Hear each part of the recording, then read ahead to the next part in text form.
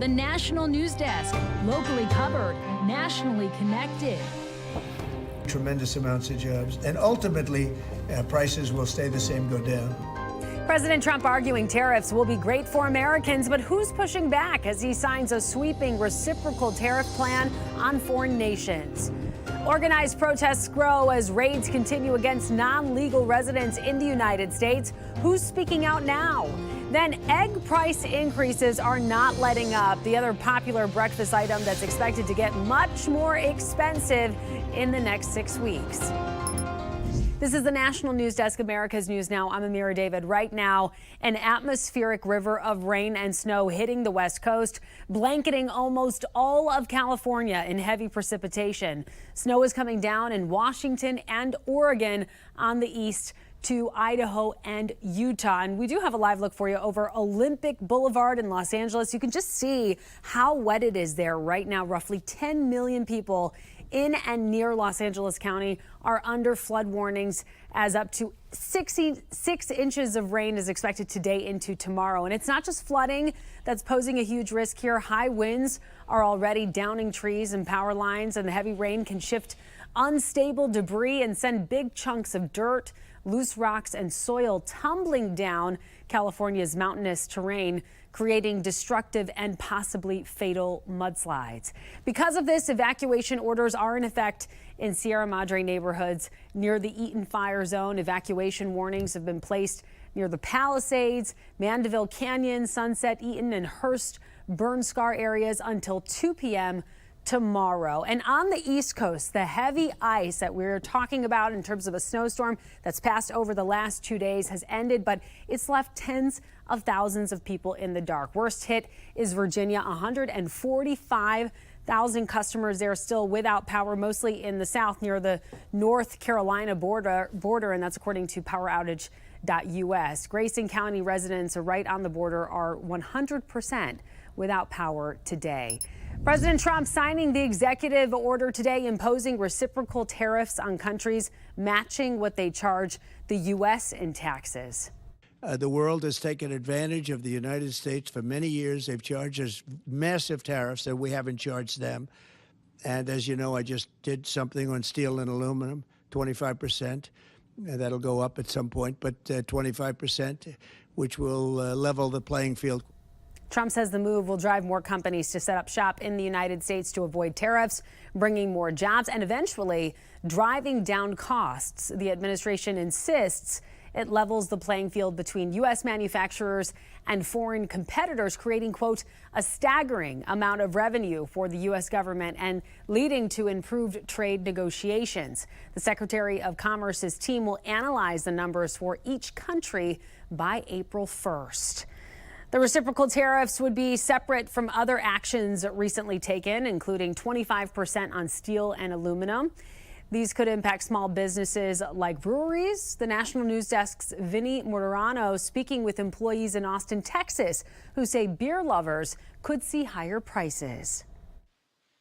Aluminum's always been a metal that we use quite often. On Monday, President Donald Trump announced a 25% tariff on steel and aluminum imports. Our nation requires steel and aluminum to be made in America, not in foreign lands. Caroline Wallace with the Texas Craft Brewery Guild says breweries rely on aluminum and steel to make, package, and sell beer. Many of their aluminum cans come from American-based companies, but it's those companies who are getting it from overseas. It's that raw can sheet aluminum that is pretty scarcely available in the U.S. and is oftentimes coming from overseas. So these tariffs can have a really damaging effect on craft breweries, not because they're buying products directly from overseas, but because 2, 3, 4 steps up the supply chain. She says many breweries still haven't recovered from similar tariffs in 2018, as well as the effects of the COVID-19 pandemic. Breweries I spoke with Wednesday say a lot of customers stopped coming into them during that time, and those numbers still haven't returned to pre-pandemic levels. Getting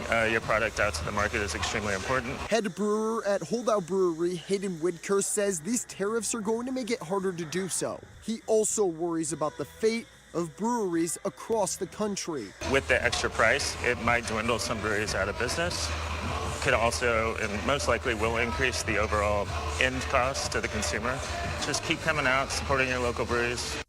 There can be no negotiation about Ukraine without Ukraine, and Ukraine's voice must be at the heart of any talks. Several NATO allies are urging that Ukraine and President Zelensky should not be left out from the negotiating table as Secretary of Defense Pete Hegseth met with NATO leaders today in Brussels. Last night, President Trump spoke with Russian President Vladimir Putin for well over an hour. Trump called the discussion lengthy and highly productive. Today, the president pushed back on the idea that Ukraine is being left out of the peace negotiations. The Ukraine war has to end. The young people are being killed at levels that nobody's seen since World War II. And somebody said, oh, I should have called Zelensky first. I don't think so. I mean, we have to find out whether or not Russia wants to make a deal. I know that Zelensky wants to make a deal because he told me that. But I now know that Russia wants to make a deal. And more rulings for and against the Trump administration today. A federal judge has extended the restraining order on the Trump administration's attempt to place more than 2,000 USAID employees on administrative leave for another 7 days. The initial deadline was tomorrow night. The judge asked for arguments into whether impacted employees faced safety and economic risks while on leave. The judge says he will use the extra time to decide if he will include all spending freezes in that injunction. And President Trump's executive order restricting gender-changing care for people 19 and younger is now also on hold. A federal judge placed a 14-day temporary injunction on the order to allow a lawsuit brought by doctors and the LGBTQ community to make its way through the court system. But this morning, a federal judge in Massachusetts gave the green light to the Trump administration to continue with their buyout offers to retiring federal employees. The buyout had been put on hold since last Thursday. The Office of Personnel Management says the deadline to accept the buyout expired last night. Roughly 75,000 workers accepted that deal. That will pay them through September if they resign now. 30 people are recovering from injuries from an apparent attack in Munich, Germany. Police believe the suspect, who's in custody, deliberately drove a car into a labor demonstration today. The 24-year-old Afghan asylum seeker was previously involved with theft and drug offenses. The attack comes as world leaders, including Vice President J.D. Vance, are in Munich for a security conference tomorrow. Human remains found in a suitcase in New York City on February 5th have been identified as those of 65-year-old Edwin Echevarria. His 23-year-old roommate, Christian Millet, is now charged with his murder. That's according to police. Millet, who lived with Echevarria in Manhattan, told police he attacked and killed him, then put his body in a suitcase. We don't yet know the motive. Tonight, as an immigration crackdown continues throughout the United States, New York Mayor Eric Adams and President Trump's border czar Tom Homan met to discuss enforcement plans. Adams has faced questions about how much he will cooperate with the Trump administration on this initiative. New York's sanctuary laws prevent police from cooperating in enforcement and immigration law, except in specific circumstances. But Adams has made it clear he thinks the city's sanctuary laws go too far and is open to increasing cooperation. Meantime, as the crackdown grows, so does opposition. Cities across the country are seeing organized protests against Trump's immigration enforcement actions, and that includes in Austin, Texas, where our Abigail Valles is hearing from some pushing back on what they call false claims. Power to the people! Chants and posters were the cornerstone of this peaceful demonstration Wednesday afternoon on the campus of the University of Texas at Austin. More than 300 people showed up to protest the recent raids in Austin and surrounding cities by Immigration and Customs Enforcement. As Latinos, we know we did not vote in our best interest this past election. So bring up politics at the dinner table. Challenge the false narratives about our people that have invaded politics in this country. Protesters, many of whom are students, say they created this opportunity to make their voices heard. The United States government is punishing innocent people for their broken immigration immigration system. Since immigration crackdowns began last month, the Mexican consulate says dozens of undocumented migrants have been detained in the Austin area, though none of them were picked up at UT.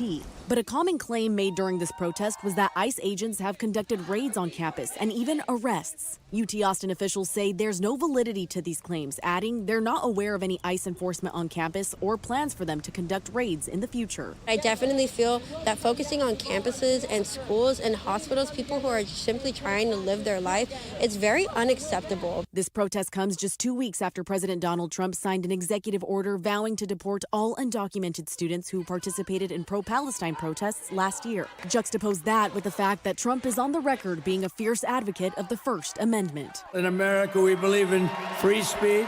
He hasn't addressed if he'll target undocumented student protesters involved in recent anti-immigration demonstrations, both in Austin and across the nation.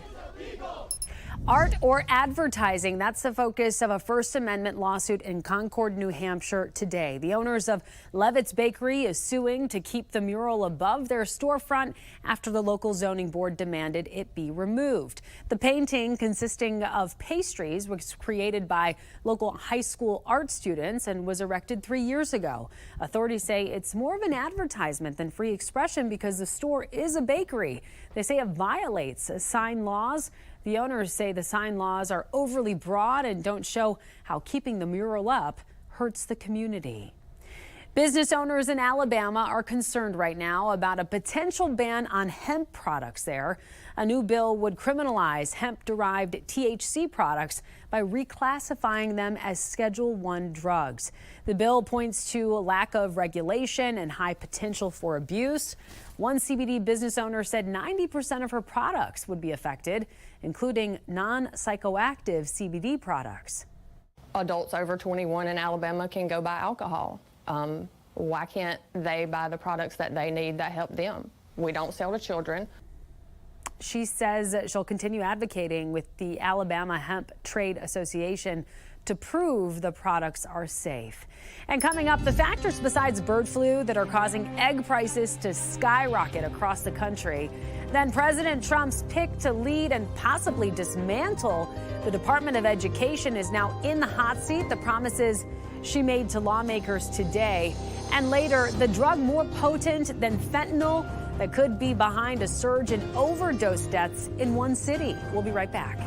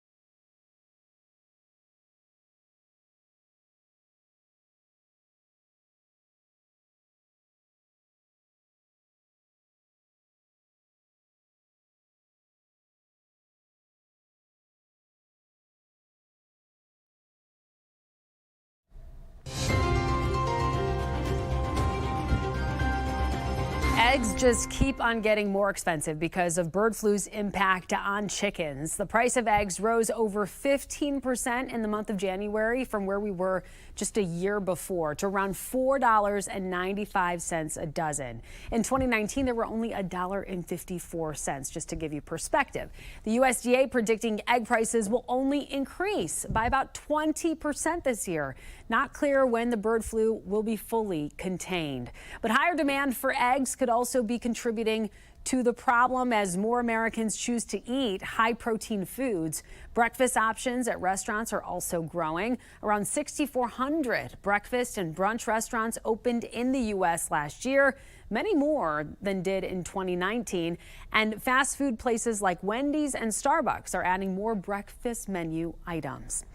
Coffee is also expected to get more expensive. Bank of America warning of a significant rise in coffee prices before April. The global benchmark price of Arabica coffee has already doubled in the last year, increasing 25% at the beginning of 2025. Americans are finding it more difficult to pay off their debt, and in some cases have not been this overextended since the aftermath of the Great Recession. The Federal Reserve Bank of New York releasing its latest look at credit conditions for American households. And according to a quarterly report, all major loan categories, including mortgages, auto loans, credit cards, home equity lines of credit, and student loans, saw increases. It also showed Americans appear to be having more difficulty dealing with debt. Overall, delinquency rates increased from the previous quarter, and the share of households that missed payments for 90-plus days on their auto loans and credit cards are at a 14-year high. On this vote, the yeas are 52, the nays are 48. The confirmation is confirmed. Tonight, vaccine skeptic and controversial cabinet pick Robert F. Kennedy Jr. has been confirmed as Secretary of Health and Human Services. This despite millions of dollars spent by groups opposed to his nomination. Former Majority Leader Mitch McConnell was the only Republican who voted against Kennedy, citing his position on vaccines. During the hearings, RFK Jr. sought to push back against those who called him a vaccine opponent, saying he supported certain vaccines, but would not accept that a link between autism and vaccines had been thoroughly debunked. Kennedy will now be in charge of several key federal health programs like Medicaid and Medicare, along with the Food and Drug Administration and the Centers for Disease Control and Prevention. Meantime, in the hot seat on Capitol Hill, President Trump's pick to lead the Department of Education, an agency he has vowed to kill. Linda McMahon testifying as several protests broke out during her hearing. McMahon said her focus would be returning education to the states. Trump wants to dismantle the department, something McMahon says he can't do unilaterally. Do you agree? And let me just once again get your feelings on this, that if there is a movement to abolish the Department of Education, it has to go through the United States Congress? Yes, it is set up by the United States Congress, and we work with Congress. It clearly cannot be shut down without it. McMahon promises to commit to preserving Title I money for low-income schools, Pell Grants for low-income college students, and public service loan forgiveness. In the Middle East, the ceasefire holds despite rocket fire and airstrikes inside Gaza today. The IDF says it struck a launch site of a rocket fired towards Israel from central Gaza. That rocket, though, failed to reach Israel and crashed inside of Gaza, killing one child. Still, Hamas says they are prepared to release 3 hostages on Saturday in exchange for dozens of Israeli-held Palestinian prisoners and detainees. President Donald Trump has warned Hamas that they need to release all hostages. It is unclear what happens next if Hamas does not comply with these new demands.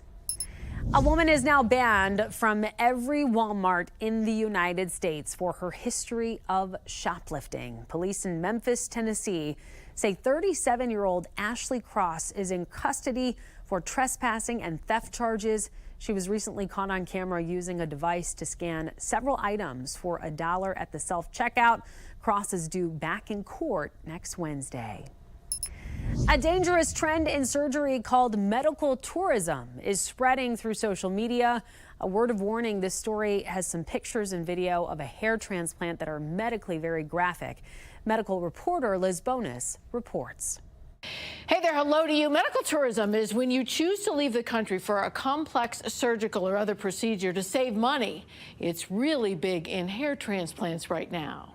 Search social media and you'll see a variety of results from people who have left the country for hair transplants. Turkey is one of the countries that's promoting a lot of it.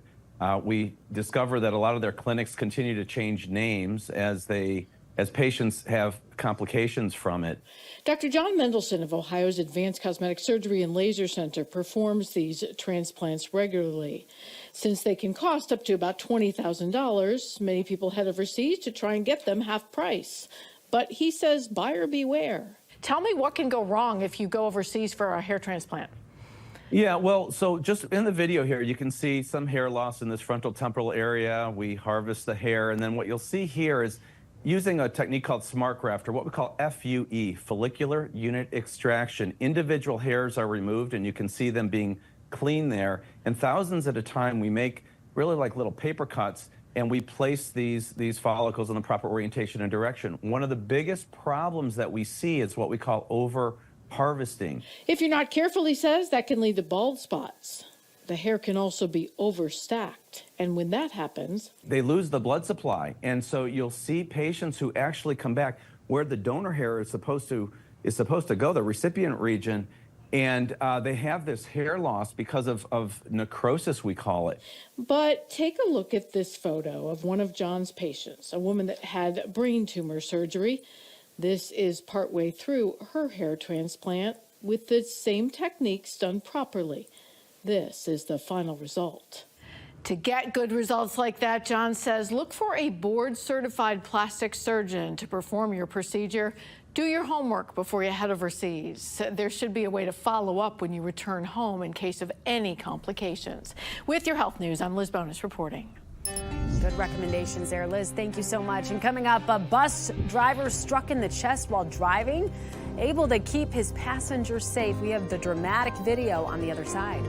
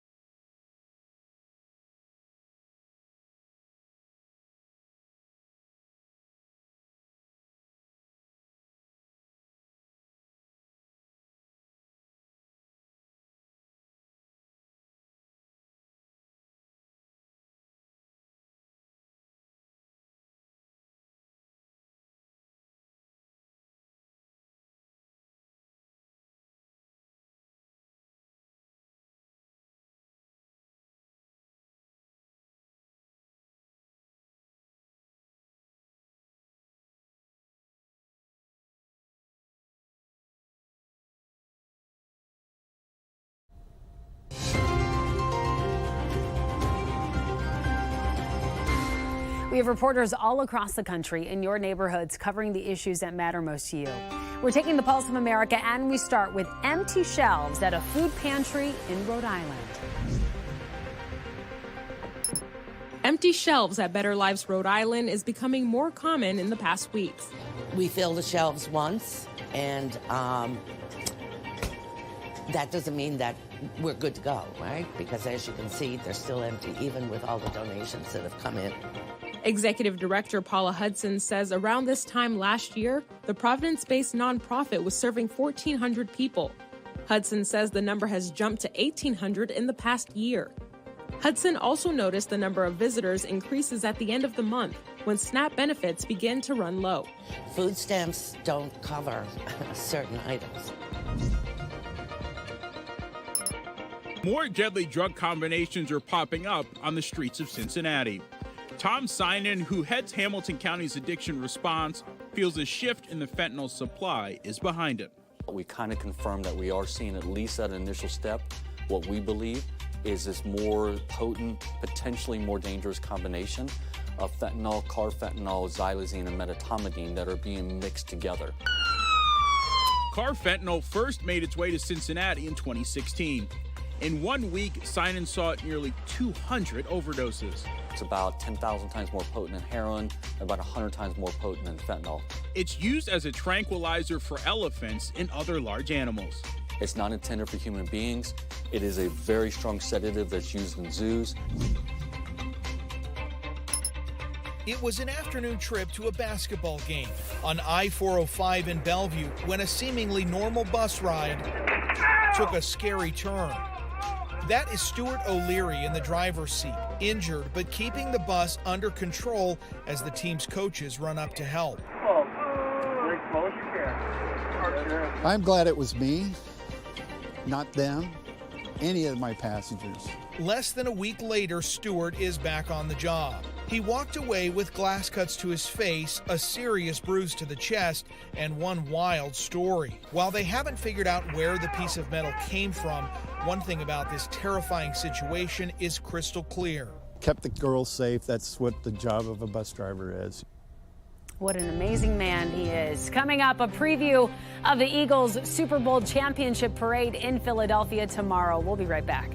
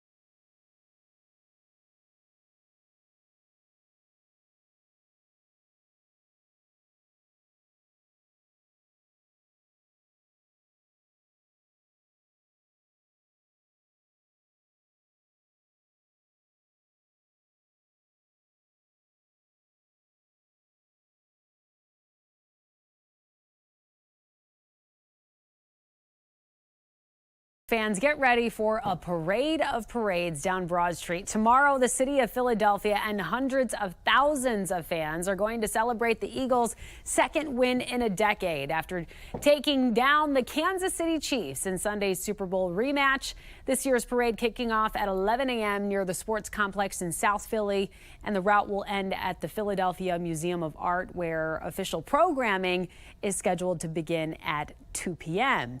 The city saw the first of its kind parade in 2018 when it took home its first Lombardi Trophy against the New England Patriots. And that does it for this edition of the National News Desk. We do invite you to join us again this evening for more coverage of America's top stories. I'm Amira David. Thank you so much for watching.